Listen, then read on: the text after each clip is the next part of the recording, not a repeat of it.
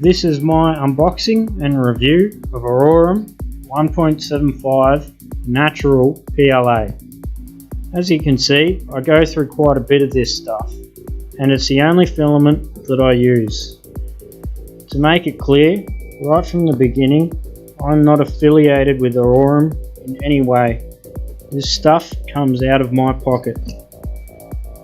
I was put onto aurarum by Anthony from the Hot End, and he wasn't wrong.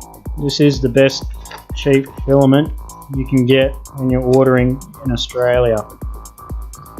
I guess I will start off with the bad, which is moisture. It is a bit moisture sensitive, but I've bought spools of rigid ink that became moisture logged just as quick.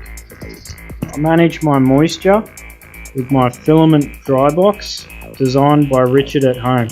I'll put a link in the description for the original design of the dry box. The main reason this is the only filament that I use is it's basically just pure PLA, so there is less chance of dirt and grist during manufacture. It's very consistent to work with. This is what it burns out of a nozzle like, and orders over $90 is free shipping. I'm not sure about international. It's good filament and I enjoy working with it, and nowadays I've gotten my profiles dialed into the point where I'm really not just tuning anything, I'm just going through spool after spool of this stuff and loving it. I'm just printing, and just about everything you've seen on this channel has been printed with this stuff.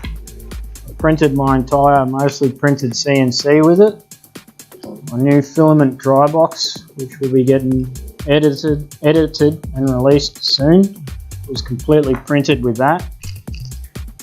So yeah, I recommend giving it a go. It's good filament and it's very reasonably priced. You can find this stuff at www.aurarum.com.au. I'll leave a link in the description so you can find aurarum's website easily. Thanks for watching. Don't forget to like, share, comment and subscribe.